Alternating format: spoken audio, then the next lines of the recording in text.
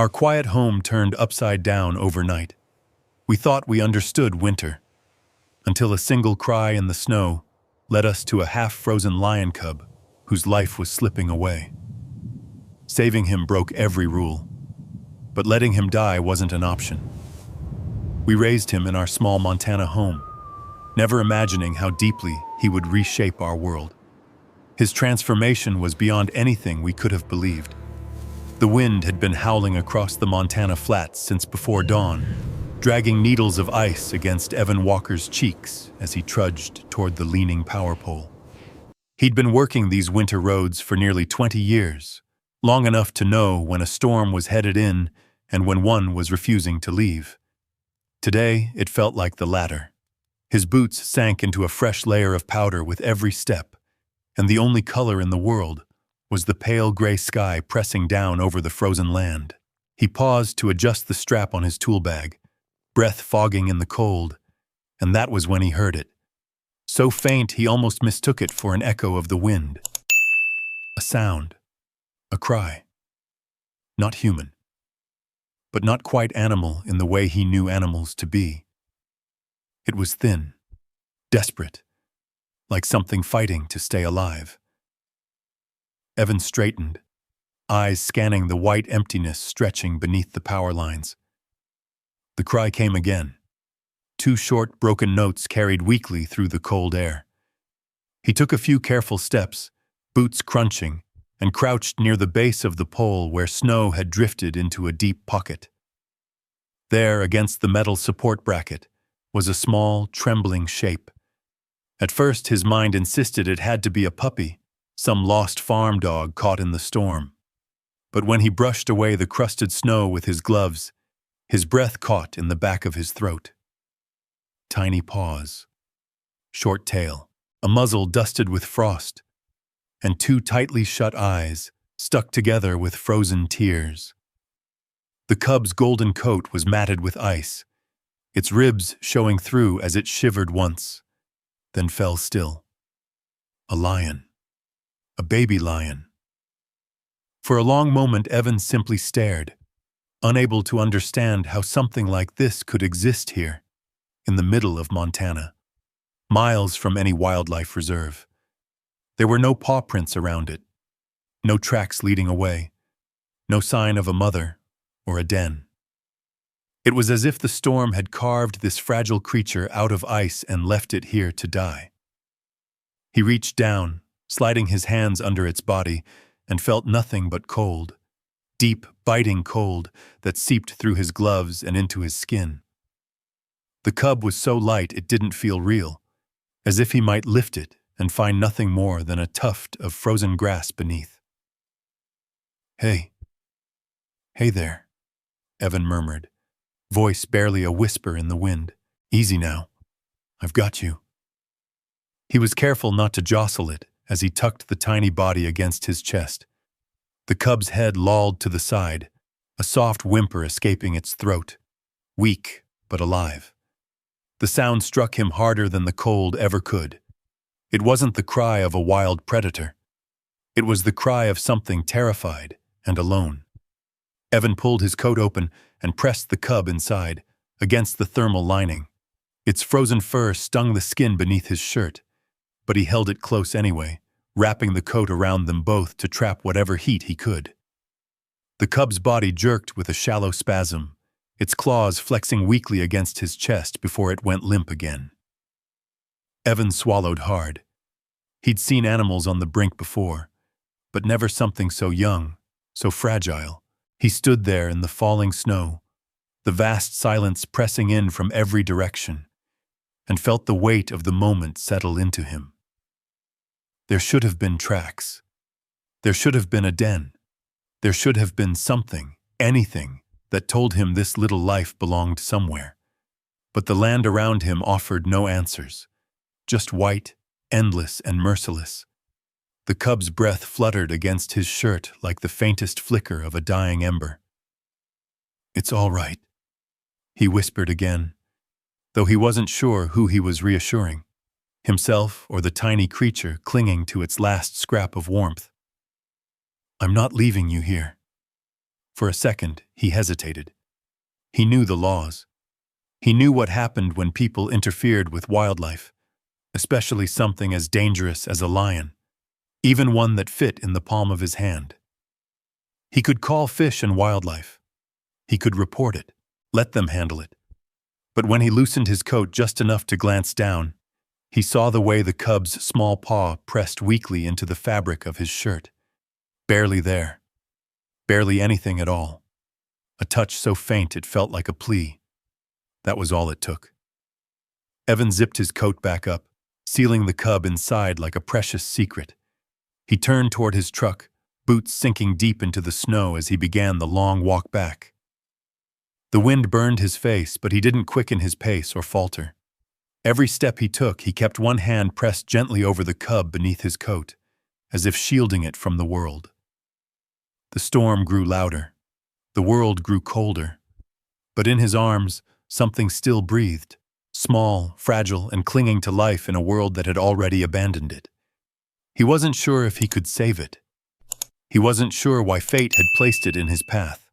But he felt the weight of its tiny heartbeat against his ribs, and he knew this much. Whatever happened next, he would not let this little one die alone in the snow. Not tonight. Not while he was still standing.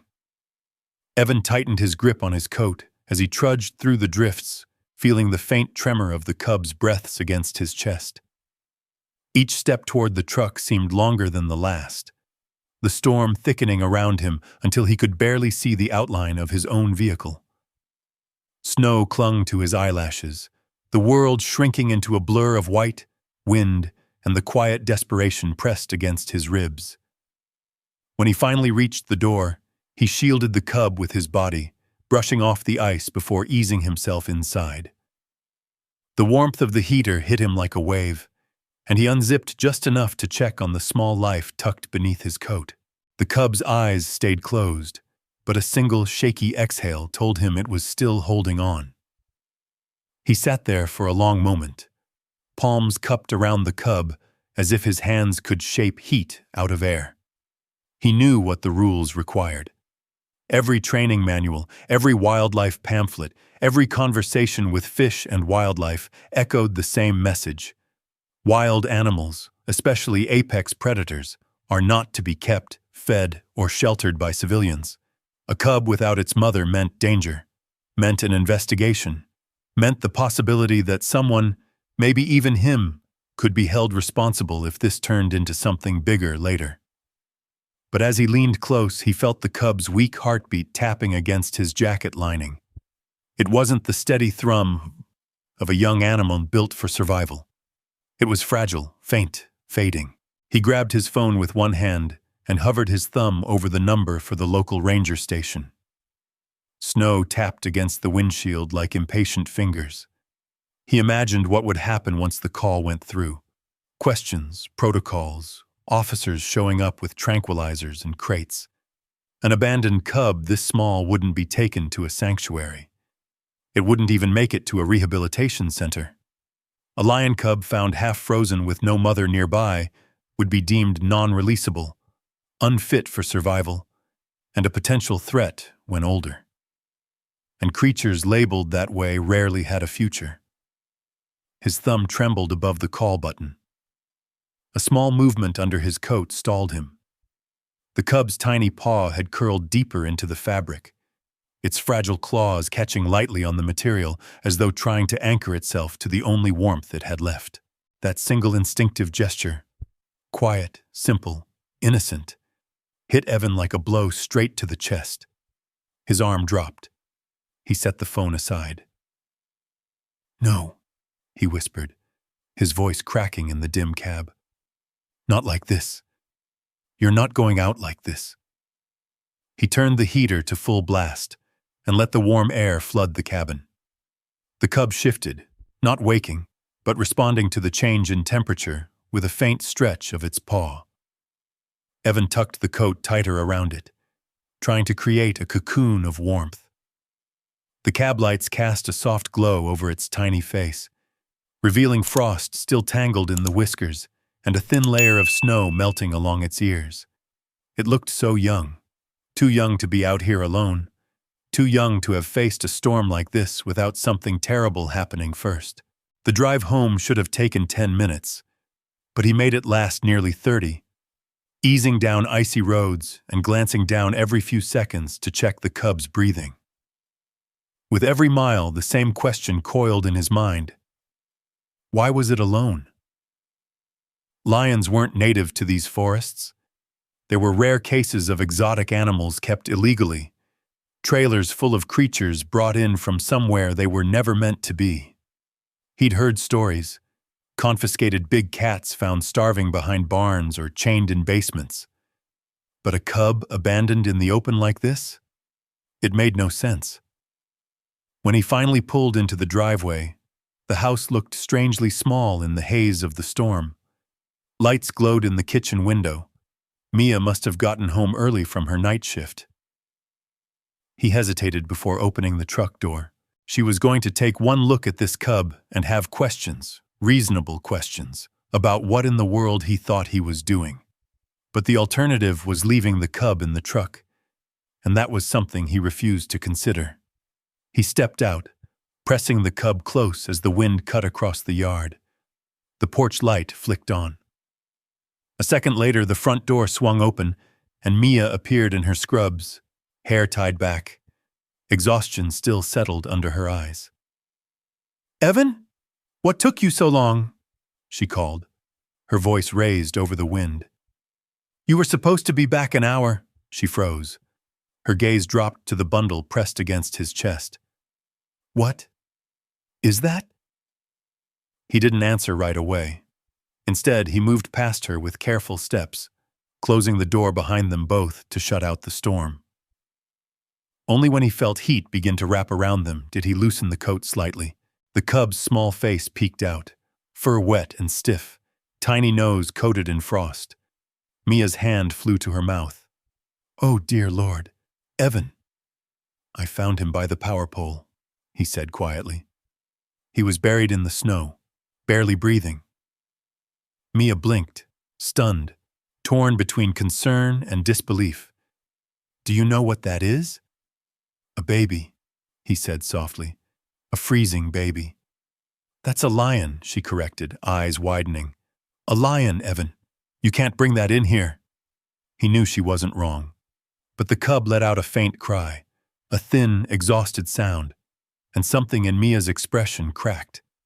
She stepped closer, reaching out with a trembling hand to touch its fur. The moment her palm brushed its head, warmth bloomed faintly beneath her fingers. She exhaled sharply, her gaze softening despite every rule she knew by heart. "It's ice cold," she whispered. "How long was it out there?" "Long enough," he said. "Too long." Mia met his eyes, her conflict clear. As a nurse, she'd seen things cling to life by threads thinner than the air in a snowstorm. She understood what cold like this could do, and she also understood what it meant to have something so helpless looking to them for survival. "Evan," she breathed, voice breaking with fear and compassion all at once. "If we keep him here, he won't make it if we don't," he replied, not letting her finish. For a full 10 seconds, Mia stood perfectly still, torn between reason and instinct, law and empathy. The cub's chest rose weakly against his coat, its tiny body shuddering with every breath it fought to take. Mia let out a long, trembling sigh. "Get him to the kitchen," she finally said, "and bring towels, warm ones." Evan swallowed hard, relief sweeping through him like heat after frostbite. As he carried the cub deeper into the house, Mia walked ahead, switching on lights, turning up the thermostat, clearing space on the kitchen counter. She worked quickly, just as she did at the hospital, efficient, focused, refusing to let fear eclipse the urgency of the moment. Evan laid the cub gently on a folded bath towel, while Mia soaked another in warm water. Steam curled into the air as she wrung it out and draped it over the cub's tiny body. The animal flinched, a small cry of discomfort slipping out before it settled again. Evan rested a hand near its paw, letting it feel the familiar warmth of the one who had carried it through the storm. "Keep talking to him," Mia said, her voice low but steady. "Animals hear tone more than words." Evan nodded. "You're all right," he whispered, leaning close. "You're warm now. We've got you." The cub's breathing, though still shallow, eased just a little. Outside, the storm raged on, battering the windows with furious gusts of snow. Inside, beneath the glow of the kitchen lights, a fragile heartbeat clung to life. And for the first time since he'd lifted the cub from the snow, Evan allowed himself to hope. He had made a choice tonight, one no one else would have made. But looking at the tiny creature slowly warming beneath their hands, he knew in his bones it was the only choice he could have lived with. The storm outside grew louder, rattling the kitchen windows and sweeping long fingers of snow across the glass. But inside, the house felt strangely still. Evan stood beside the counter, watching the cub's chest rise in small, uneven motions beneath the warm towel Mia had laid over it. The kitchen light softened the harsh edges of its tiny body, revealing the delicate tremble of its whiskers each time it breathed. Mia moved with quiet urgency, warming fresh towels, heating water to just the right temperature, adjusting the placement of the lamp they had improvised into a makeshift heat source. Her exhaustion from a long hospital shift had faded into something sharper, deeper, a sense of duty that she couldn't ignore. "Hold his head up a little," she murmured, reaching for a smaller towel. "Just enough so he can breathe easier. Not too much." Evan did as she said, cupping the cub's head carefully in his hand. The little creature leaned into the warmth of his palm, its fur still damp but no longer icy. The sight tugged at something deep inside him, a feeling he couldn't quite name. The cub was a stranger, a wild animal he had no reason to feel connected to, and yet something about its helplessness pushed past every logical boundary. Mia knelt down until her face was level with the counter. Her voice softened. "Look at him. He's just a baby." The cub let out a faint, broken sound, almost like a tiny sigh.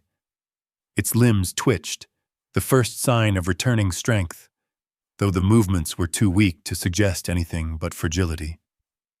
She reached out with her fingertips and gently brushed the fur above its ear. It flinched, then relaxed again beneath her touch. "We need to get his temperature up slowly," she said, her eyes narrowing with clinical focus. "If we heat him too fast, it could shock his system. I've had patients come in like this. Frostbite, hypothermia. You have to ease them back."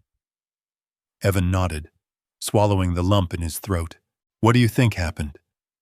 "I don't know," she said honestly. "But no animal that young ends up outside alone without something awful happening first. Maybe a breeder dumped him. Maybe someone kept him illegally and panicked when he got sick. Whatever it was, he didn't get here by accident." She didn't say the rest, but he could hear it anyway. Someone left him to die. Minutes stretched into nearly an hour as they worked. The cub's breathing grew steadier, though still shallow, and a touch of color began returning to its nose and ears. Mia dried its fur with the warm towel, careful around the tender spots where the cold had bitten deepest. When she lifted its front paw, she frowned. "He's dehydrated," she said softly. "Look at his pads. They're pale.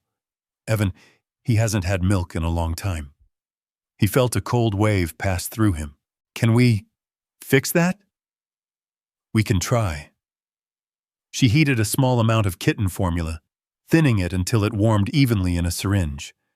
The cub stirred weakly as she lifted its head, trying to coax a few drops into its mouth. The first attempt dribbled down its chin. The second, it swallowed. The third, it swallowed again. "There you go, sweetheart," she whispered. "Come on. That's it." A strange, choked relief welled up in Evan's chest at the sight. He didn't realize he'd been holding his breath until he finally let it out, long and shaky. For a moment he leaned against the counter, closing his eyes, listening to the storm and the tiny sounds of life in front of him. But even as the cub drank, Mia's expression darkened. She glanced at Evan, hesitating before she spoke. "You know we can't keep him, right?" she said quietly, "even if he survives tonight." He expected the question, knew it was coming, but hearing it spoken aloud made something inside him tense. "I know the rules," he said, "but look at him. If we hand him over now, he won't make it." "That's not our call," she reminded him gently. "We're not trained for this. We're not licensed. A lion isn't a stray cat we can nurse for a day or two. This is bigger." He leaned in, brushing a thumb across the cub's fur. "We don't have to decide everything tonight. Let's just get him through this first." She didn't answer right away. Her eyes softened, lingering on the cub's tiny jaw as it moved weakly with each swallow. After a long moment, she let out a sigh, heavy with worry, but lined with reluctant understanding. "Okay," she said finally. "Just tonight. We do what we can tonight." The cub finished the last of the formula and let its head sink into the towel, exhausted. Mia replaced the heat lamp with another warm compress while Evan gathered extra blankets to build a little nest around it. The storm outside roared, rattling the siding and sending flurries of snow swirling across the porch. In contrast, the kitchen felt like a sanctuary, small, warm, and wrapped in the glow of their determination. As the minutes passed, the cub's breathing settled into a fragile rhythm. Its paws flexed, claws barely emerging, more from instinct than strength. When Evan slid a gentle hand beneath its side to adjust the blanket, the cub's head shifted, pressing itself lightly against his wrist. Mia noticed. "He trusts you," she said softly. "I don't know why," he replied, voice rough, "but I won't fail him." "You didn't fail him," she whispered. "Whoever left him out there did." She stood and placed a pot of water on the stove, watching the flame flicker beneath the metal. Evan sat beside the counter, one knee on the floor, letting the cub rest in the circle of warmth he created with his body. Time moved strangely, slow enough to feel every heartbeat in the room, fast enough that he didn't notice how long he'd been sitting in the same position. When Mia finally turned off the stove and came to rest beside him on the floor, she leaned her shoulder gently against his. "You did the right thing bringing him here," she said. He swallowed. "Even if it causes trouble?" She nodded slowly. "Some trouble is worth it." The cub stirred again, lifting its head just enough to nuzzle the air before settling back into the towel. Its tiny breaths puffed out softly, no longer ragged, but steady, alive. The storm outside kept raging, but inside, beneath the warm kitchen lights, something delicate and irreplaceable had begun to take shape. A promise. A second chance. A fragile life refusing to give up. And neither of them, not Mia, not Evan, had any idea just how deeply this night would reshape their world. Morning crept in quietly, slipping between the kitchen blinds like pale ribbons of light. The storm had passed, leaving the yard buried beneath fresh snow. But inside the house, another kind of stillness settled. Gentler, warmer, careful not to disturb the tiny creature sleeping on the counter. Evan had dozed off halfway sitting, halfway leaning against the kitchen island. Mia was slumped in a dining chair, her head resting on her folded arms. It wasn't the kind of rest either of them needed, but it was the only kind they got. The cub stirred first, a faint movement, barely a twitch of its paw, then a soft exhale. Its eyes, glued shut for so long, quivered as if struggling to lift a heavy curtain. Slowly, painfully, they cracked open just enough to reveal two cloudy amber slivers. The tiny chest rose, fell, and rose again in a steadier rhythm. When it tried to lift its head, the effort was clumsy, but it managed to rest its chin on the warm towel Mia had wrapped around it. Evan woke to the sound of the faintest squeak. He blinked hard, trying to place where he was, and then his gaze snapped downward. The cub was looking at him, or trying to. Its eyes couldn't stay open for more than a second at a time, but each flicker felt like a silent plea for recognition, for belonging, for something he didn't yet fully understand.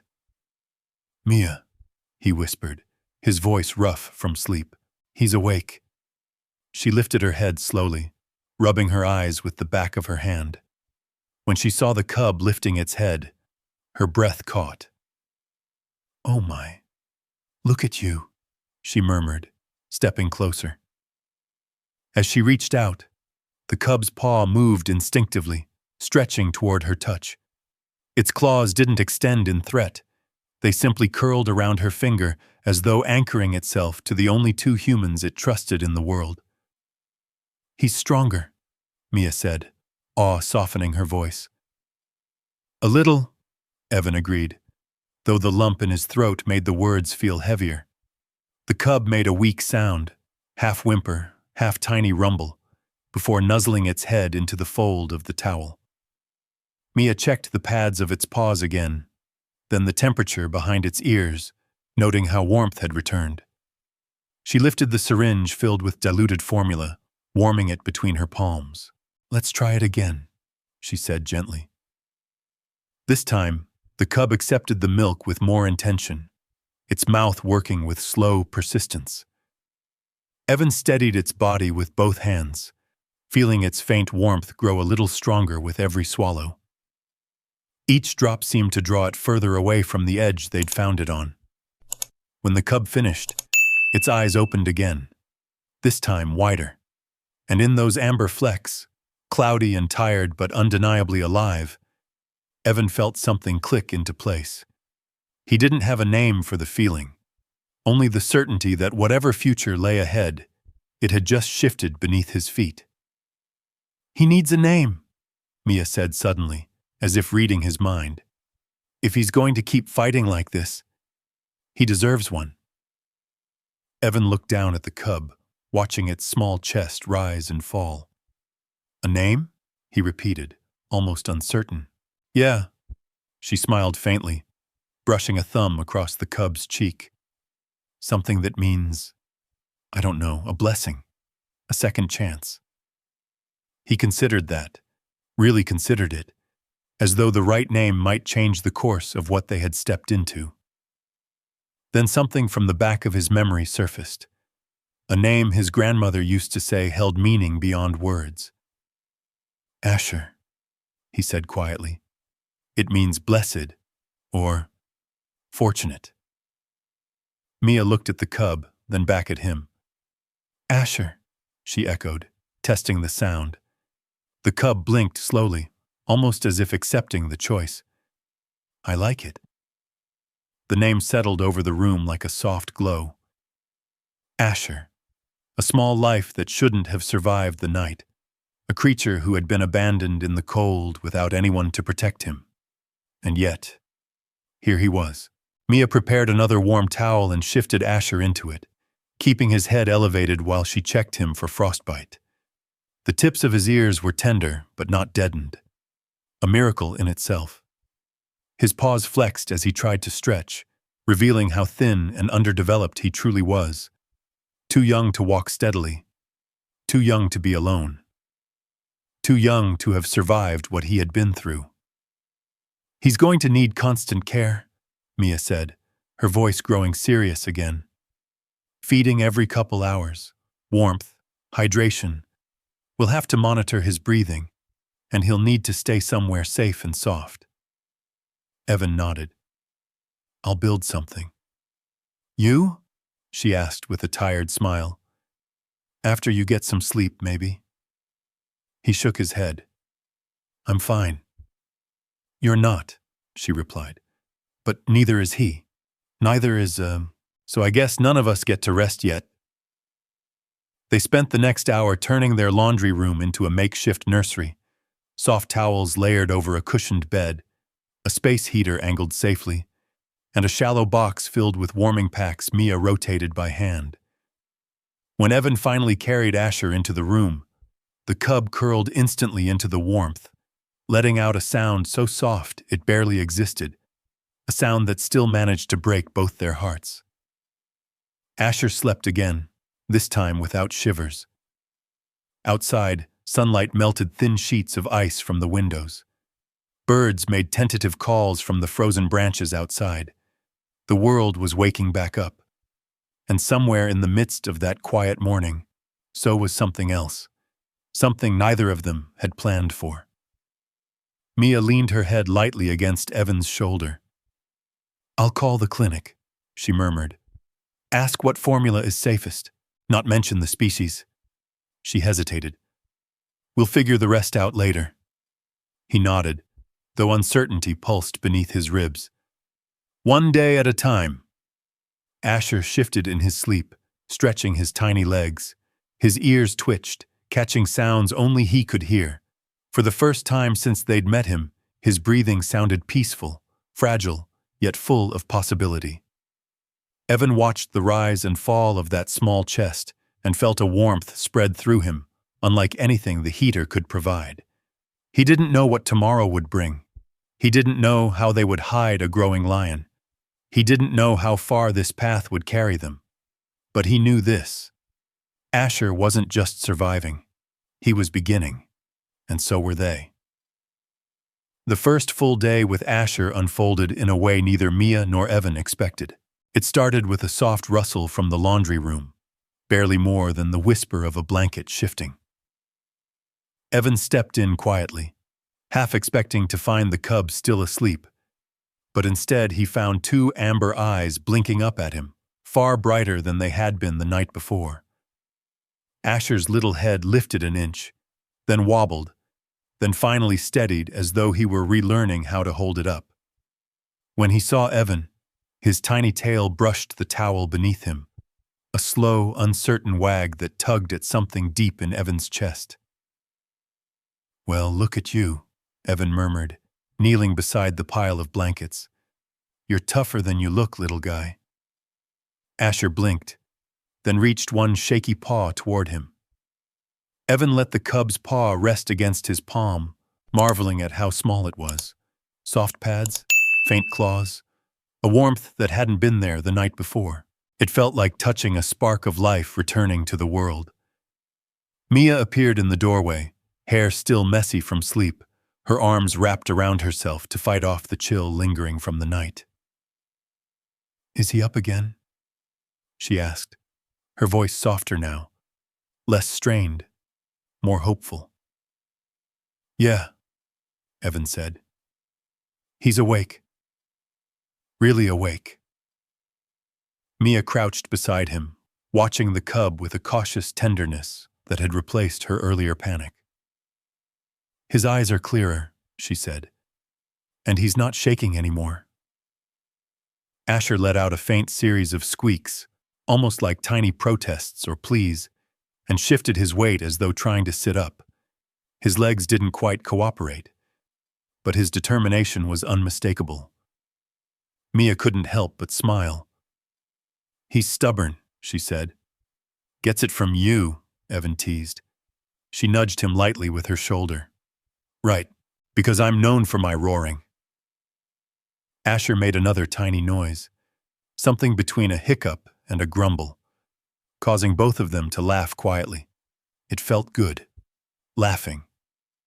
It was the first time since the storm that anything felt light again. But the peace didn't last long. As soon as Mia lifted Asher to feed him the next syringe of warm formula, the cub wriggled with surprising strength, slipping through her hands and tumbling onto the soft bedding below.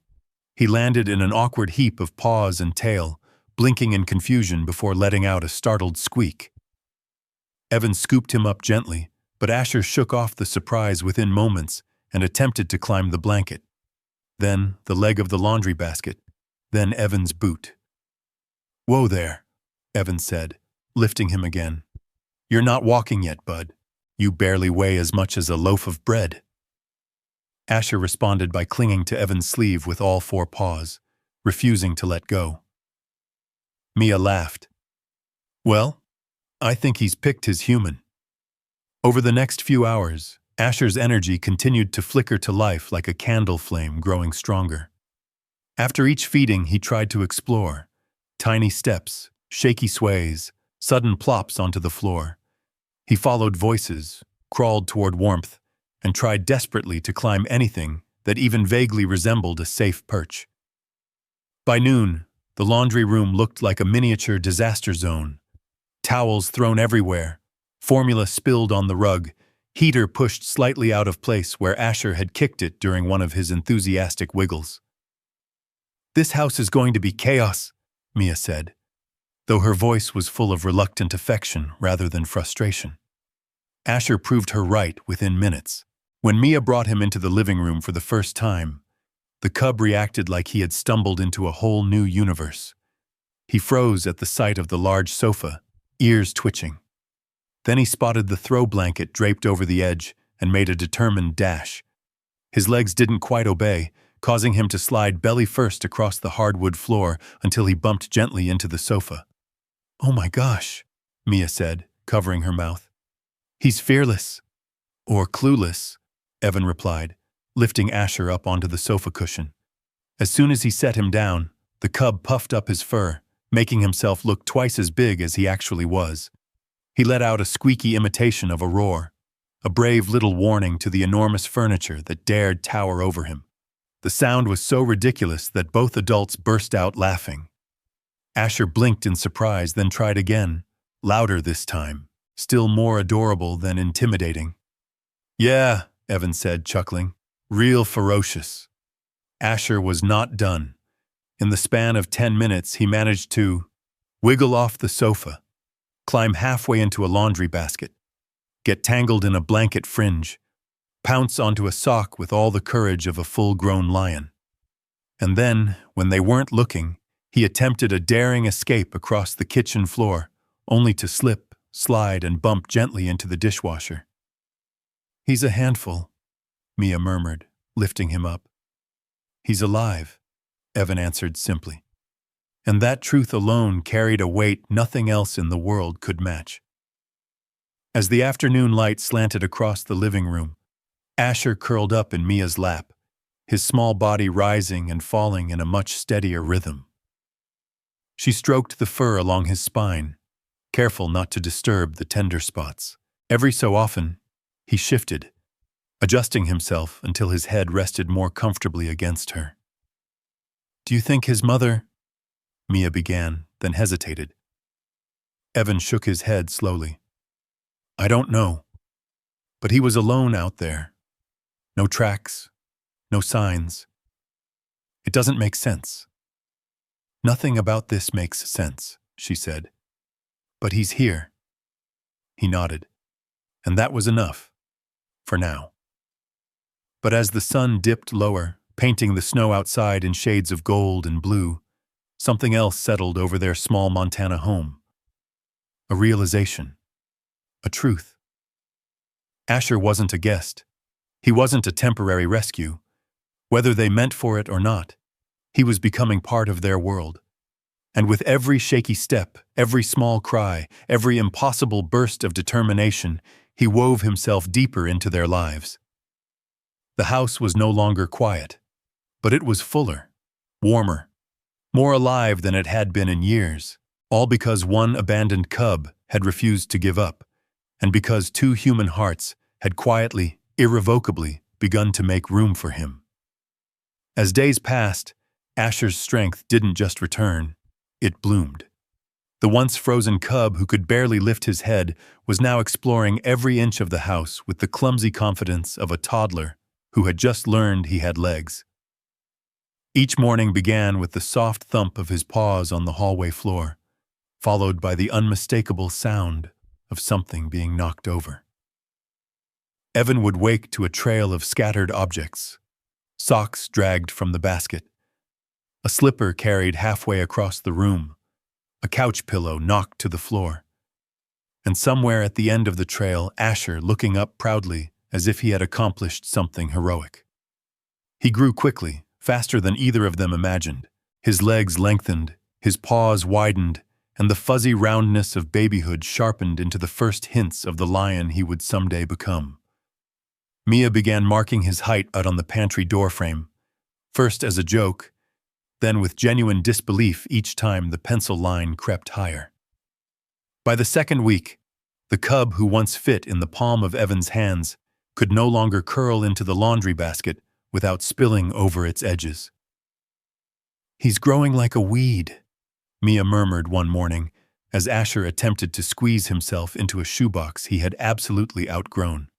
His tail flicked, his back paws kicked lightly as he tried to shuffle deeper into the tiny space, and the box audibly groaned under the strain. Evan leaned against the counter, arms crossed, fighting a smile. "He thinks he's still the size he was when we found him." "He's in denial," Mia replied. With one final wiggle, Asher managed to lodge himself so firmly in the box that he couldn't move at all. He turned his head toward them, eyes wide with indignation at the betrayal of physics. Mia laughed so hard she had to brace herself on the counter before helping him out. But it wasn't just the furniture that Asher struggled with. The house itself was rapidly becoming too small for his growing curiosity. He followed them everywhere, into the bedroom, the living room, the bathroom. Especially the bathroom.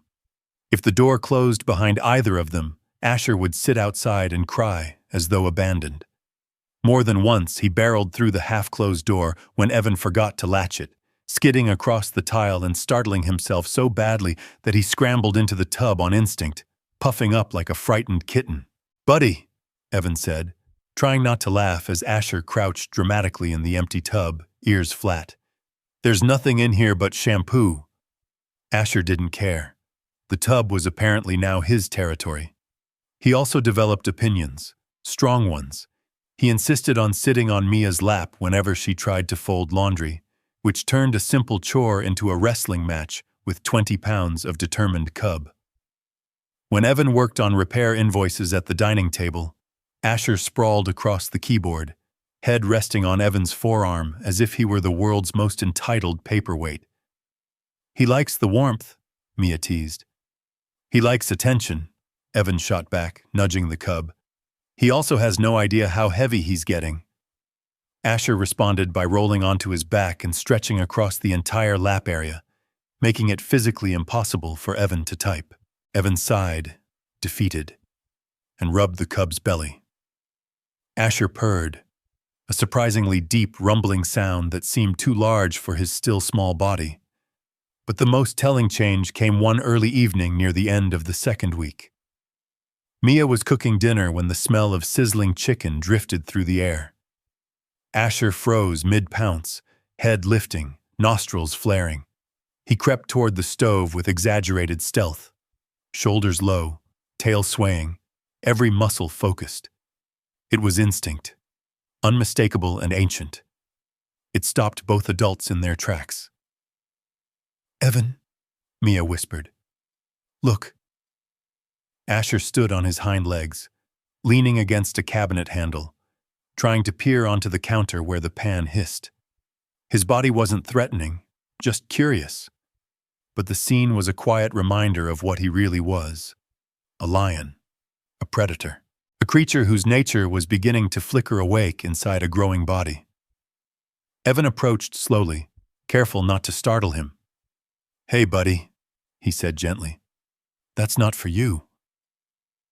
Asher turned, ears perked, eyes bright. He let out a soft chirp, then nudged his head against Evan's knee. It wasn't a hunt. It wasn't aggression. It was simple, earnest affection from a cub who didn't yet understand the line between instinct and behavior. Still, it lingered with them. Later that night, after Asher had finally fallen asleep curled between them on the rug, Mia leaned her head on Evan's shoulder and spoke quietly. "He's getting bigger and stronger. We can't pretend he's not." "I know," Evan admitted, "but he's still the same little guy." "He is," she agreed, "but someday he won't be." They fell silent, watching Asher's chest rise and fall, each breath steady and warm. He looked peaceful, harmless even. His small paws tucked under his chin, his tail wrapped loosely around his body. But there was no denying it anymore. The cub they had rescued was changing every day, and the house around them felt smaller and smaller with each new inch he grew. The first real worry arrived the next morning. A neighbor, Mrs. Alden, knocked on the door holding a cardboard box of homemade muffins. She had seen the storm debris in their yard and came to check on them. Evan answered with an overly warm greeting, blocking the doorway as much as he could. But then Asher, hearing an unfamiliar voice, peeked around the corner, curious and bold. Mrs. Alden gasped, hand flying to her chest. "Oh my heavens! What on earth? He's a rescue," Mia blurted, stepping forward. "Just temporary." "He looks like a wildcat," the neighbor whispered. "He's harmless," Evan said quickly, nudging Asher back gently with his foot. But the damage was done. Mrs. Alden left quickly, muttering something about checking ordinances, and as the door closed, a knot formed in Evan's stomach. Trouble was coming. They could feel it. Asher, oblivious, sat proudly beside them and headbutted Evan's leg for attention. He didn't understand. How could he? He was just a cub exploring his world, trusting the two humans who had saved him. Mia knelt and hugged him tightly. "We'll figure it out," she whispered into his fur. "We'll protect you. We'll keep you safe." But even as she said it, she and Evan shared a heavy, unspoken truth. Hiding a lion, especially one growing this fast, was becoming harder every single day. And somewhere beyond their warm little home, quiet questions were beginning to stir. Winter had begun to loosen its grip on Montana, trading biting winds for a pale sun that softened the snow in patches. Evan took advantage of the milder day and opened the back door to let Asher explore the fenced yard for the first time. The cub had grown into an energetic blur of curiosity, bounding through snowdrifts, batting at twigs, and sniffing every corner as if the world were a puzzle meant just for him. Mia watched from the porch, arms wrapped in a sweater, smiling despite the knot of worry she kept tucked deep beneath her ribs. "Look at him go," she said softly. Evan chuckled. "He's faster than yesterday." "He's faster than this morning," she said. It was true. Asher had grown not only in size but in confidence. He moved with a new strength, stumbling less, bounding more. And though his paws were still too big for his body, that only added to the charm of his reckless enthusiasm. But enthusiasm can be dangerous. Asher spotted a patch of ice stretching across the back of the yard, glimmering like a mirror in the cold morning sun. He approached it cautiously at first, pawing at the edge. Then, powered by a burst of excitement, he launched himself across it. His paws skidded. His legs shot out from underneath him. His small body slammed sideways into the frozen ground with a sound that made both adults wince. "Asher!" Evan shouted. The cub let out a sharp cry, higher and more painful than any noise they'd heard from him before. He scrambled, trying to stand, but his left leg buckled immediately, sending him back into the snow with a second cry that tore straight through Mia's chest. "Get him!" she said, already hurrying down the steps. Evan sprinted across the yard, scooping Asher into his arms. The cub trembled violently, all the mischief and boldness washed away in an instant. His paw hung at an awkward angle, not broken, but clearly strained. He tucked his face into Evan's coat, letting out small, pitiful whimpers with each breath. "It's okay, buddy. I got you," Evan whispered, holding him close as he carried him inside. Mia cleared the table in seconds, spreading a towel out as Evan gently laid Asher down. The cub tried to stand again, but the moment his weight touched the injured leg, he collapsed with a shudder, paw instinctively curling inward.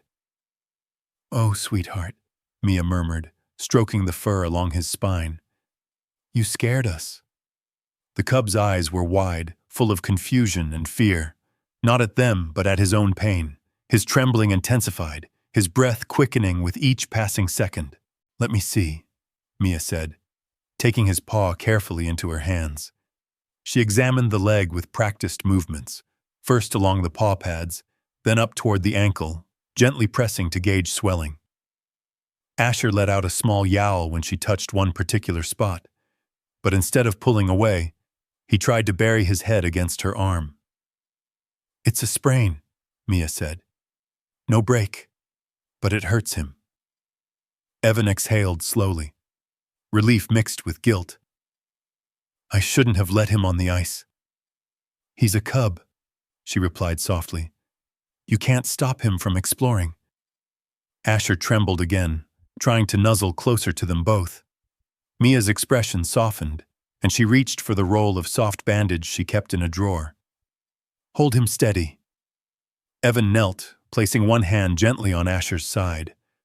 The cub pressed into him, trusting that this warmth, this human body, was still the safest place in the world. Mia wrapped the bandage carefully around the small, injured leg, murmuring soothing words the entire time. "You're okay, little one. Just a little bump. We're right here," she whispered. When she finished, Asher looked up at them with damp eyes. It was an expression no wild creature should have ever had reason to make, one of helplessness, of longing for comfort. He let out a soft, broken sound that made both adults pause. "He's scared," Mia said, voice cracking just a little. Evan brushed a hand across Asher's cheek. "I know." The cub pushed his head into Evan's chest, clinging with his good paw. It wasn't a roar. It wasn't a growl. It was a plea for reassurance, one only a soul that truly trusted another could give. "He needs to rest," Mia murmured, "and stay warm." Evan lifted Asher carefully, bringing him to the living room where the fire was still glowing. They laid him on a blanket, surrounding him with softness and silence. Asher shifted, trying to find a position that didn't hurt. When he couldn't, he let out another small whine. Evan stretched out beside him on the floor, offering his hand. Asher placed his tiny bandaged paw over Evan's fingers and held on. Time passed slowly. Mia made tea they didn't drink. Evan stayed on the floor even after his back began to ache. And Asher, tired, hurting, kept his eyes half open, watching them with a mixture of trust and vulnerability that neither of them could look away from. Sometime later, when the afternoon light dimmed, Mia sat beside Evan and rested her head on his shoulder. "This was bound to happen," she whispered. "He's not a house pet." "No," Evan replied quietly. "He's not. But he's ours right now," she said. "And he needs us." Asher shifted again slowly. The pain had dulled, but the fear hadn't. He lifted his head only long enough to nuzzle Evan's arm, then buried his face in the blanket. That small gesture, seeking comfort instead of hiding, felt like a bridge between worlds. A wild cub turning instinctively toward the humans who had pulled him from death's edge. It was beautiful and heartbreaking. As the fire crackled softly, Mia whispered, "Do you think he would have survived without us?" Evan looked at the small, wounded creature curled against him. "No," he said gently. "No, I don't think he would have." "And without him," she said, "we wouldn't have this." She was right. The fear, the laughter, the unexpected tenderness, the sense of purpose neither had felt in years. But as much as they cherished this fragile bond, a new truth was settling in, an uncomfortable one. A cub could be cared for, protected, nursed, loved, but a lion could not be hidden. And as Asher drifted to sleep, paw still resting in Evan's hand, they both realized this injury wasn't their real problem. It was a warning, a quiet whisper of the wild reminding them he was growing, he was changing. And sooner, rather than later, the world outside their home would notice. Asher's injury healed faster than either of them expected. Within days, he no longer limped, and within a week he moved with the same eager energy he'd had before the accident. The bandage came off, and the cub celebrated his freedom in dramatic fashion, bounding across the living room, tumbling into the rug, pouncing at dust motes in the sunbeams. But even as he returned to his usual mischief, something else had begun to shift beneath the surface. His body was stretching, lengthening, strengthening, as though every day added a new layer of size and muscle. He wasn't just recovering, he was evolving. Mia noticed it first when she picked him up one afternoon and realized she could no longer cradle him the way she used to. His limbs draped over her arms, heavier and longer than she remembered. His paws, once the size of $50, had become broad and padded, soft but unmistakably built for something greater than carpeting and blankets. She met Evan's eyes over Asher's head, and neither of them had to say it. The baby stage was ending. "He's getting big," she whispered. "Too big," Evan murmured back. That same evening, Asher made an announcement of his own. It was quiet at first, a low rumble while lying beside the fireplace. But as the glow grew brighter and the room filled with warmth, Asher lifted his head and let out a sound neither of them had ever heard from him. A tiny roar, not a growl, not a scared cry, a real roar, small, squeaky, unfinished, but undeniably the call of a lion learning his voice. The sound sent a chill down Mia's spine, though she smiled despite it. "He's practicing," she said. Evan nodded. "And that is going to be a problem." Because the walls of their home were thin, and neighbors, even ones who minded their business, could only ignore so much. And sure enough, trouble followed sooner than either of them expected. One crisp morning, a knock landed on their front door, sharper, more deliberate than Mrs. Alden's visit days earlier. Evan opened the door to find a young ranger standing on the porch, bundled in a thick uniform jacket, with a badge glinting in the weak sunlight. The man smiled politely, but his eyes were sharp. "Morning," he greeted. "Name's Caleb Harris. I'm with Montana Fish and Wildlife." Mia, who had been folding blankets at the dining table, froze mid-motion. Evan kept his voice steady. "What can I do for you?" "We've had a couple of calls from the neighborhood," Caleb said, glancing past Evan into the entryway. "Reports of unusual animal noises. Sounded like, well, like a big cat." Evan chuckled lightly, hoping his expression didn't look as strained as it felt. "Big cat? Around here? Probably just coyotes." "Coyotes don't sound like that," Caleb replied calmly, and the tracks someone pointed out looked odd. Tracks. Their hearts dropped.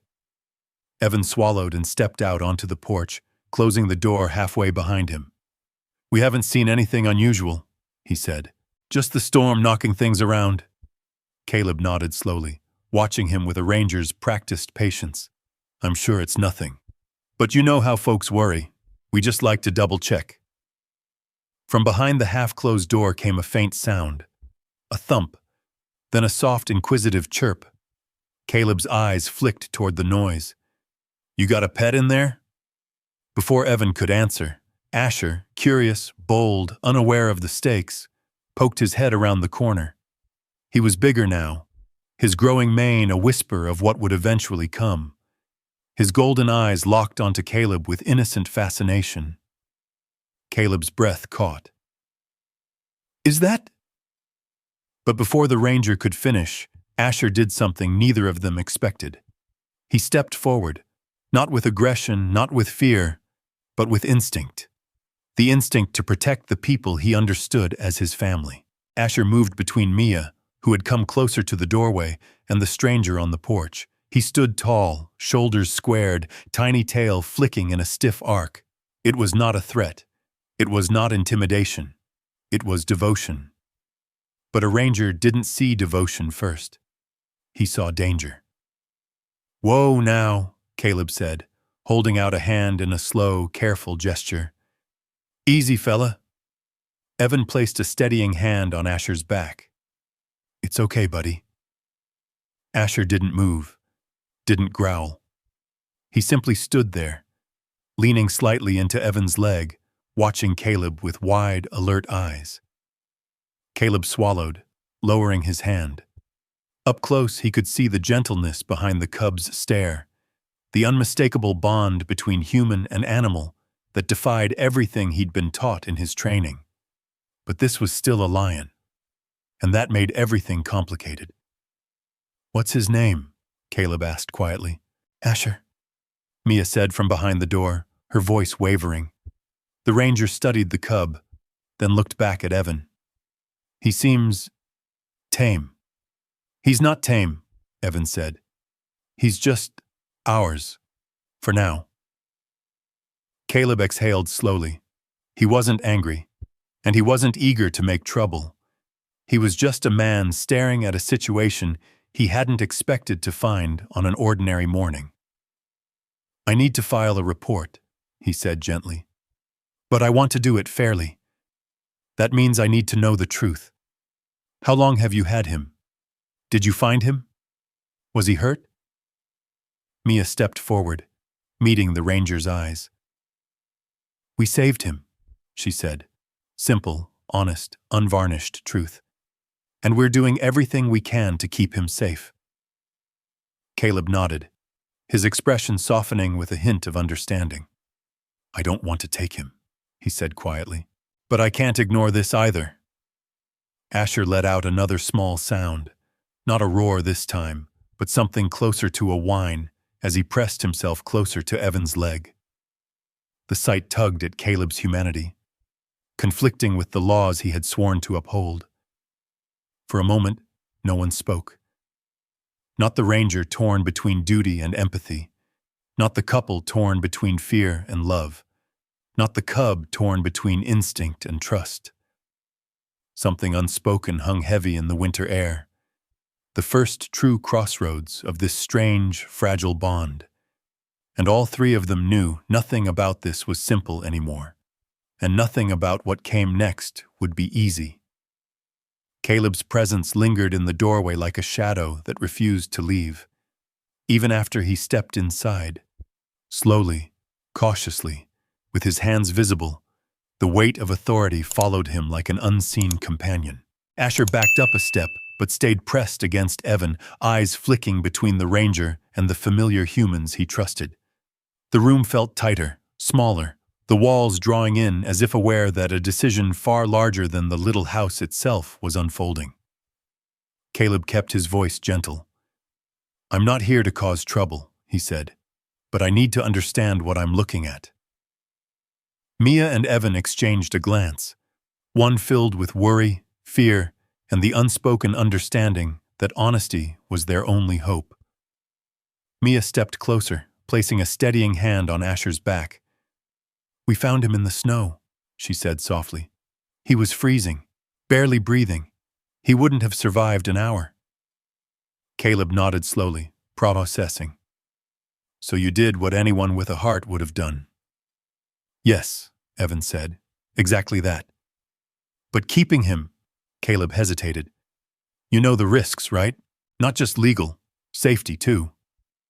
Asher, misunderstanding the tension, nudged his head into Mia's side with a small, needy sound. It was the same sound he'd made the night they saved him. Vulnerable, innocent, trusting. The ranger's expression flickered, something between surprise and disbelief. "He's attached to you," Caleb murmured. "He thinks we're his family," Mia said, her voice trembling but steady. Caleb looked down at Asher again. The cub's eyes were soft, almost pleading, nothing at all like the predatory wildness he had expected from a lion. Instead, he saw a creature who had been raised with tenderness, fed by hand, held through pain and fear. A creature who had chosen these people not as trainers or captors, but as home. Still, training and compassion were two separate worlds, and Caleb had been raised in the one bound by rules. "I need to see him up close," he said gently. "May I?" Evan hesitated. Asher sensed it instantly, leaning his weight into him, tail flicking. Evan knelt beside him and murmured, "It's okay, buddy. He's not here to hurt you." Something in his tone, soft, low, steady, calmed the cub. Asher didn't move, but he didn't retreat either. Caleb slowly lowered himself into a crouch, keeping his hands at his sides. "Hey there, Asher," he said, voice warm and careful. "You're a beautiful little guy, aren't you?" Asher sniffed the air in Caleb's direction, ears twitching with caution. Mia held her breath. Then the cub took one tiny step toward the ranger, head tilted in curiosity. "That's it," Caleb murmured. "Easy." Asher's tail brushed the floor.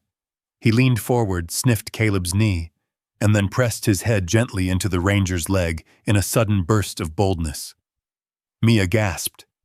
Evan stiffened, but Caleb softened. "That's not aggression," he whispered. "That's trust." The tension in the room broke like thin ice under warming sunlight. Asher settled beside Evan again, stretching out and curling his tail around himself.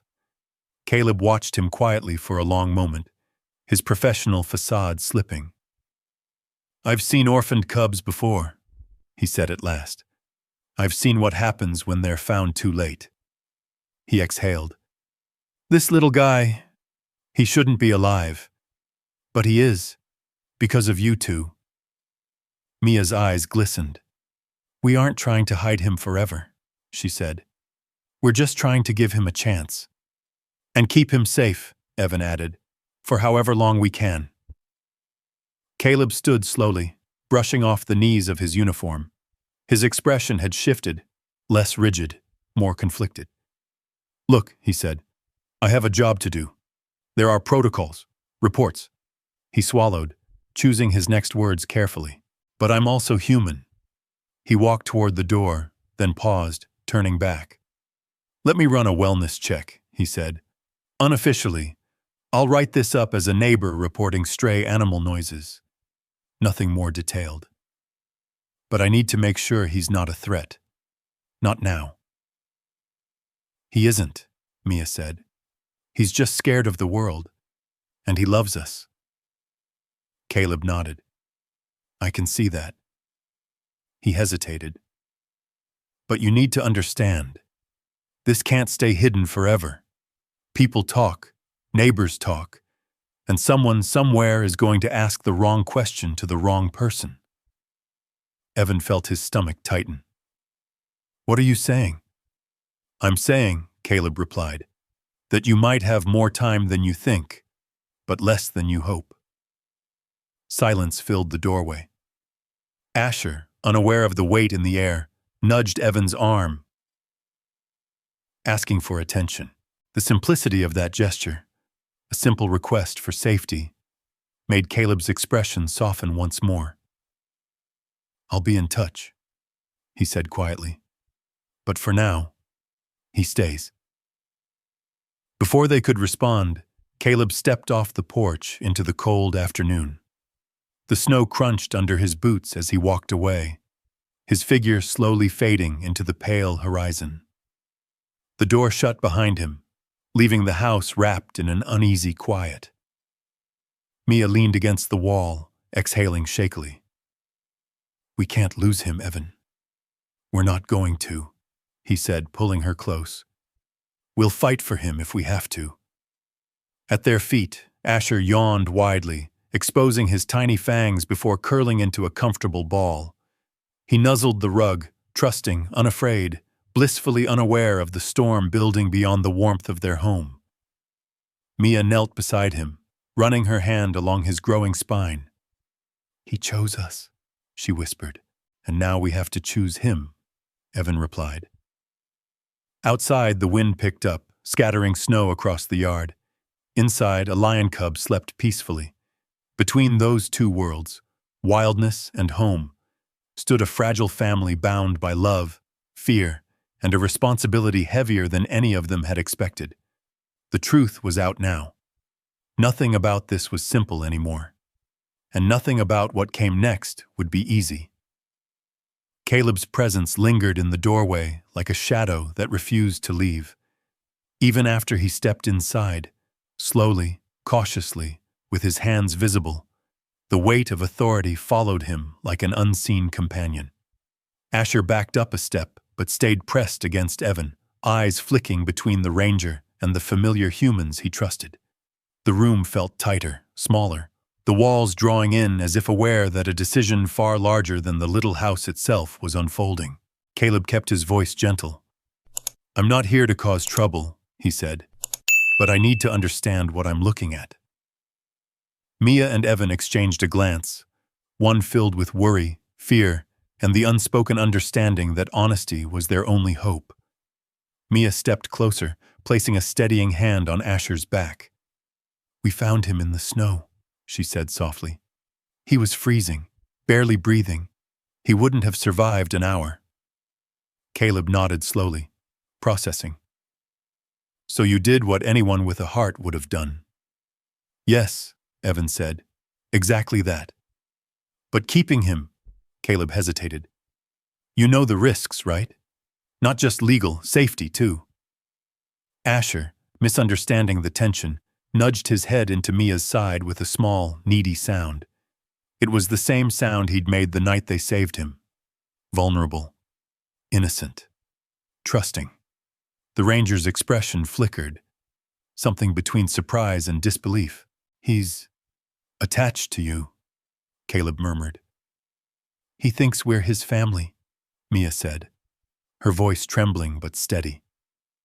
Caleb looked down at Asher again. The cub's eyes were soft, almost pleading, nothing at all like the predatory wildness he had expected from a lion. Instead, he saw a creature who had been raised with tenderness, fed by hand, held through pain and fear. A creature who had chosen these people not as trainers or captors, but as home. Still, training and compassion were two separate worlds, and Caleb had been raised in the one bound by rules. "I need to see him up close," he said gently. "May I?" Evan hesitated. Asher sensed it instantly, leaning his weight into him, tail flicking. Evan knelt beside him and murmured, "It's okay, buddy. He's not here to hurt you." Something in his tone, soft, low, steady, calmed the cub. Asher didn't move, but he didn't retreat either. Caleb slowly lowered himself into a crouch, keeping his hands at his sides. "Hey there, Asher," he said, voice warm and careful. "You're a beautiful little guy, aren't you?" Asher sniffed the air in Caleb's direction, ears twitching with caution. Mia held her breath. Then the cub took one tiny step toward the ranger, head tilted in curiosity. "That's it," Caleb murmured. "Easy." Asher's tail brushed the floor. He leaned forward, sniffed Caleb's knee, and then pressed his head gently into the ranger's leg in a sudden burst of boldness.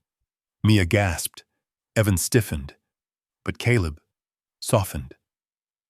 "That's not aggression," he whispered. "That's trust." The tension in the room broke like thin ice under warming sunlight. Asher settled beside Evan again, stretching out and curling his tail around himself. Caleb watched him quietly for a long moment, his professional facade slipping. "I've seen orphaned cubs before," he said at last. "I've seen what happens when they're found too late." He exhaled. "This little guy, he shouldn't be alive, but he is. Because of you two." Mia's eyes glistened. "We aren't trying to hide him forever," she said. "We're just trying to give him a chance. And keep him safe," Evan added, "for however long we can." Caleb stood slowly, brushing off the knees of his uniform. His expression had shifted, less rigid, more conflicted. "Look," he said, "I have a job to do. There are protocols, reports." He swallowed, choosing his next words carefully. "But I'm also human." He walked toward the door, then paused, turning back. "Let me run a wellness check," he said. "Unofficially. I'll write this up as a neighbor reporting stray animal noises. Nothing more detailed. But I need to make sure he's not a threat. Not now." "He isn't," Mia said. He's just scared of the world, and he loves us. Caleb nodded. I can see that. He hesitated. But you need to understand, this can't stay hidden forever. People talk, neighbors talk, and someone, somewhere, is going to ask the wrong question to the wrong person. Evan felt his stomach tighten. What are you saying? I'm saying, Caleb replied, that you might have more time than you think, but less than you hope. Silence filled the doorway. Asher, unaware of the weight in the air, nudged Evan's arm, asking for attention. The simplicity of that gesture, a simple request for safety, made Caleb's expression soften once more. I'll be in touch, he said quietly. But for now, he stays. Before they could respond, Caleb stepped off the porch into the cold afternoon. The snow crunched under his boots as he walked away, his figure slowly fading into the pale horizon. The door shut behind him, leaving the house wrapped in an uneasy quiet. Mia leaned against the wall, exhaling shakily. We can't lose him, Evan. We're not going to, he said, pulling her close. We'll fight for him if we have to. At their feet, Asher yawned widely, exposing his tiny fangs before curling into a comfortable ball. He nuzzled the rug, trusting, unafraid, blissfully unaware of the storm building beyond the warmth of their home. Mia knelt beside him, running her hand along his growing spine. He chose us, she whispered. And now we have to choose him, Evan replied. Outside, the wind picked up, scattering snow across the yard. Inside, a lion cub slept peacefully.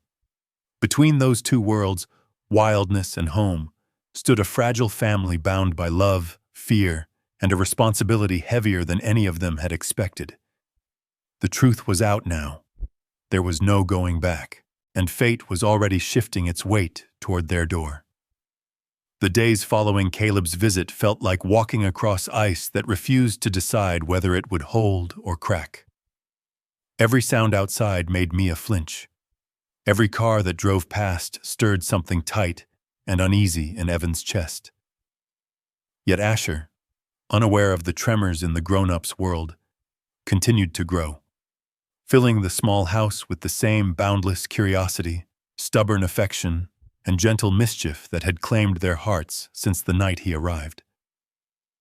One morning, Mia woke to find Asher lying on her side of the bed, his head resting on her pillow, one paw draped across her waist, as if he were claiming her as firmly as she had claimed him.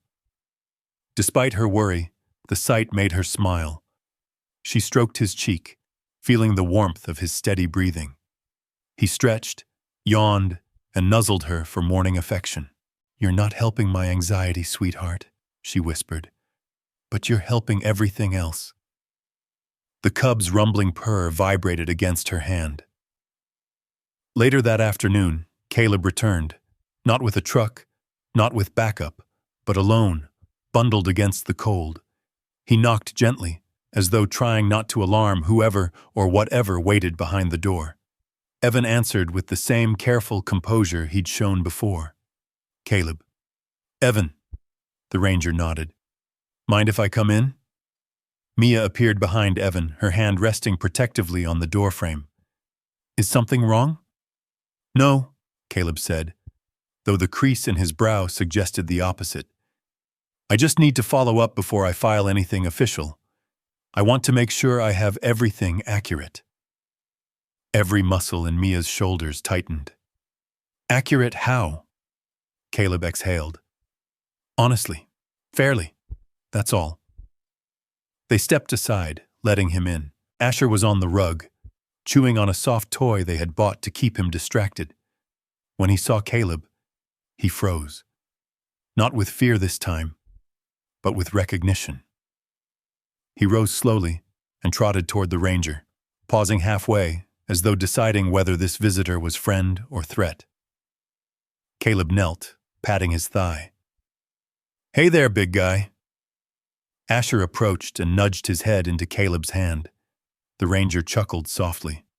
Yep, he remembers. But as soon as Asher sensed Mia's tension, his body changed. His tail lowered, the fur along his spine rose in a subtle ripple, and he stepped between her and the ranger, positioning himself with quiet purpose. Not a growl, not a snarl, just a decision. Mia felt her throat tighten. She placed a calming hand on his back. "It's okay, Asher. He's not here to hurt us." Caleb watched the interaction with a blend of respect and concern. "He's protective of you." "He's family," Mia said simply. The ranger studied the cub again. His size, his posture, the unmistakable intelligence and trust glowing in his eyes. "He's also a lion," Caleb said softly. "And that means things get complicated." Evan stepped forward. "We're not asking you to lie. We're asking for time."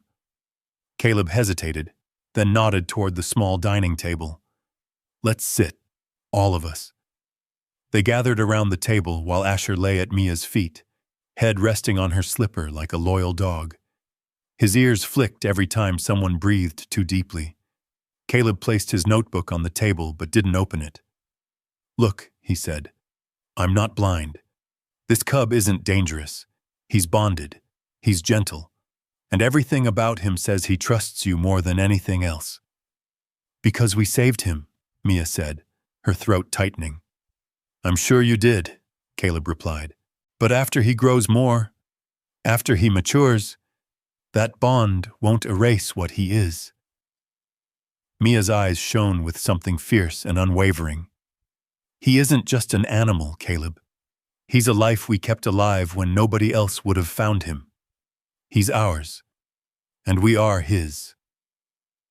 Asher rose and pressed himself against her leg, as though understanding every word. Caleb rubbed the back of his neck. "I believe you. I do. But my supervisors won't." He hesitated.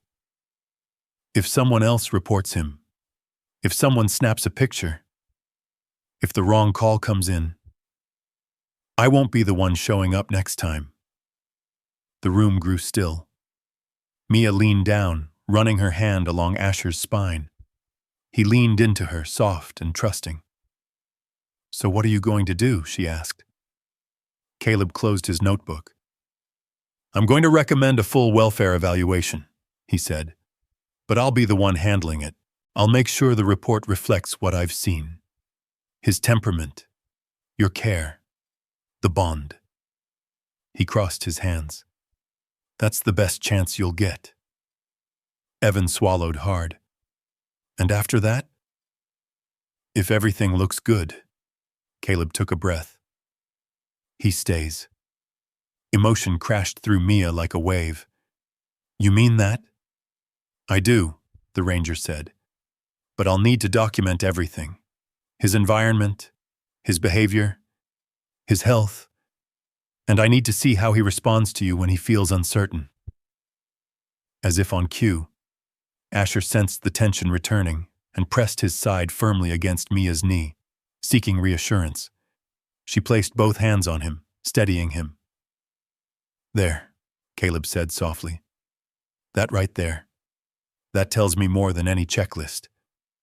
Mia looked down at Asher, her Asher, who blinked up at her with absolute faith etched in every line of his young face. She turned back to Caleb, voice trembling with something powerful and unyielding. "He isn't going anywhere," she said. "Not without me standing in the way." Caleb nodded. "Then that's what you do." The ranger stood to leave. At the door, he hesitated again. "I'll come back tomorrow for the full assessment. Till then, keep him close." They watched him walk down the snowy path and disappear behind the bare trees. The moment the door closed, Asher nudged Mia with his forehead, sensing her lingering worry. She knelt, wrapping her arms around the cub, holding him tightly, tight enough to feel the steady beat of his heart against her ribs. "It's okay," she whispered into his fur. "I won't let anything happen to you. Not now, not ever." Evan knelt beside them, resting his hand on both Mia's shoulder and Asher's back. Their small living room felt like the center of a storm no one else could see. a fragile island of warmth surrounded by uncertainty. But in that moment, all three of them knew the truth. A vow had been made, not spoken out of fear, but out of love strong enough to face whatever came next. A mother's vow, a family's vow, a promise that would be tested sooner than any of them imagined. Caleb returned the next morning, exactly when he said he would, just after sunrise, when the sky was the pale gray of morning frost, and the world outside looked like it was still waking from a long night. His truck rolled quietly into the driveway, tires crunching through the thin layer of snow that had fallen overnight. Through the living room window, Evan watched him step out and pause, rubbing his hands together as if bracing himself not just for the cold, but for the responsibility waiting inside. Mia stood beside Evan, arms folded tight, eyes flicking anxiously toward Asher, who was curled on the rug by the fireplace. He lifted his head at the sound of the approaching footsteps, ears perked with curiosity.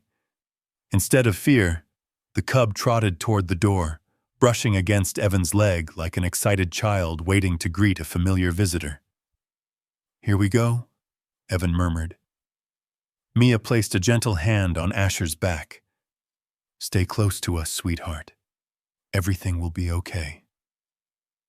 Asher looked up at her with warm amber eyes, trusting, unguarded, believing every word. Evan opened the door. Caleb stepped inside, carrying a small kit and a clipboard, but he didn't look like an officer coming to enforce something. He looked like someone carrying the weight of a difficult line he didn't want to cross. "Morning," he said. "Morning," Evan replied. Mia forced a small smile. "Coffee?" Caleb nodded gratefully. "If it's not too much trouble." While she moved to the kitchen, Caleb knelt beside Asher, who wasted no time nudging the ranger's hand, tail flicking happily. "He's in a good mood," Caleb said, rubbing behind Asher's ear. "That's a good sign." "He's always like this with people he trusts," Evan said quietly. Caleb glanced up, studying, evaluating, but with a softness that hadn't been there during his first visit. "Well then," he said, rising to his feet. "Let's get started." He began his assessment slowly, carefully, checking Asher's mobility, posture, interactions, and responsiveness. Everything he did was gentle, intentional. He spoke to Asher the way someone speaks to a child, not a wild animal. And Asher, for his part, responded like a youngster eager to please. He pressed his head into Caleb's hand, followed his movements, and leaned into Mia whenever he felt unsure. "How old is he now?" Caleb asked. "Maybe 2 months," Evan said. "Hard to know exactly." "And food? Formula still?" "Yes, but we're transitioning to soft solids," Mia replied.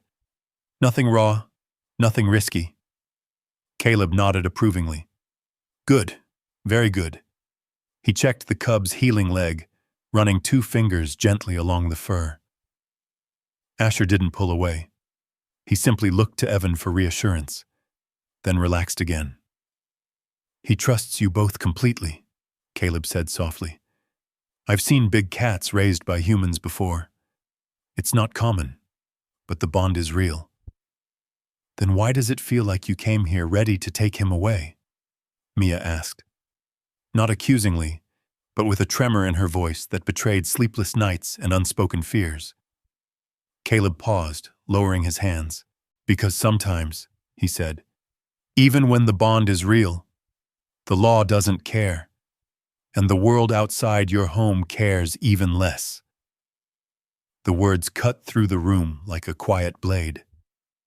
Coffee untouched, Mia sat beside Asher, wrapping an arm around him. He leaned into her, sensing her tension.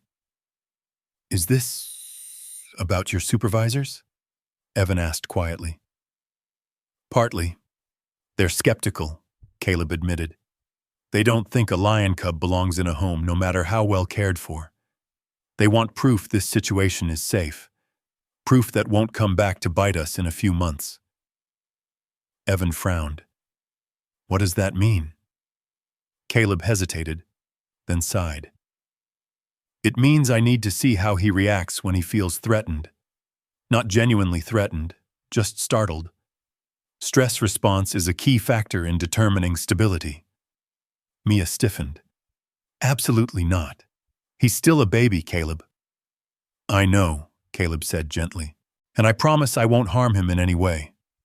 But this part, we can't skip. Asher blinked up at him, unaware that he was suddenly the center of a decision that could shape the rest of his life. What do you need to do? Evan asked warily. Caleb reached into his pocket and pulled out a small, collapsible clipboard, the kind that could snap open unexpectedly. He knelt a few feet away, watching Asher with an unreadable expression. I'm going to drop this on the floor, he said. Nothing loud enough to scare him badly, just enough to see if his reaction is fear, panic, aggression, or trust. Mia's eyes widened. Trust?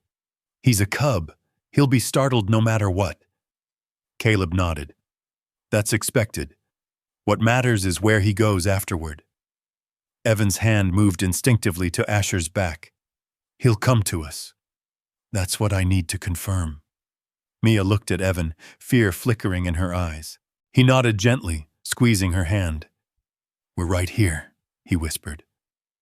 Caleb unfolded the clipboard slowly, letting Asher watch the movement. The cub tilted his head, curious but not alarmed. Then, Caleb let it drop. It hit the hardwood floor with a sharp clack. Asher flinched, body tensing. His ears flattened. For a heartbeat, the room held its breath. Then, the cub bolted, not toward the kitchen, not toward the hallway, not toward the door.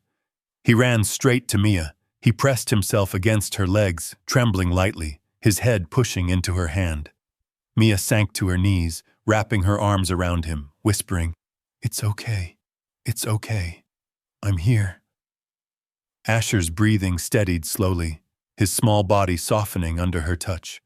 Caleb watched the scene unfold. His expression changed, slowly, profoundly. He closed his notebook. That's all I needed to see, he said quietly. Mia looked up, tears gathering at the corners of her eyes.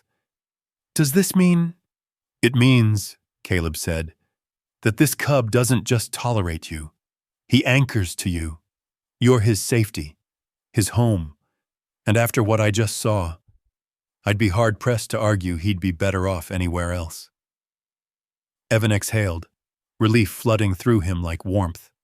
Mia held Asher tighter, whispering thank yous under her breath.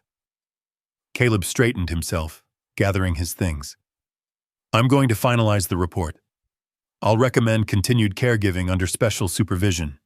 It's the best outcome you could hope for. And he stays? Evan asked. For now, Caleb said. As long as everything remains stable, he stays. Asher nuzzled Mia's neck, unaware of the future he had just secured. Caleb headed toward the door. Before leaving, he paused, turning back to look at the small family framed by firelight. Woman and man kneeling beside a lion cub who believed with absolute certainty that they were his world. You saved him, Caleb said, and I think he saved something in this home too. Then he stepped out into the cold. Inside, the house felt warmer than it had all winter. Mia held Asher close, tears slipping silently down her cheeks. Evan wrapped his arms around them both, feeling the weight of the moment settle into his bones. Between two worlds, wildness and warmth, law and love, one little lion had chosen his place. And now, finally, the world had chosen to let him stay. If this story touched your heart, drop a simple 1 in the comments so I know you're here with us. Or a 0 if you'd have taken Asher in too. Your quick comment helps this tiny lion's journey reach more people. And don't forget to subscribe to the channel. There are many more stories ahead, and I'd love for you to be here when the next chapter begins.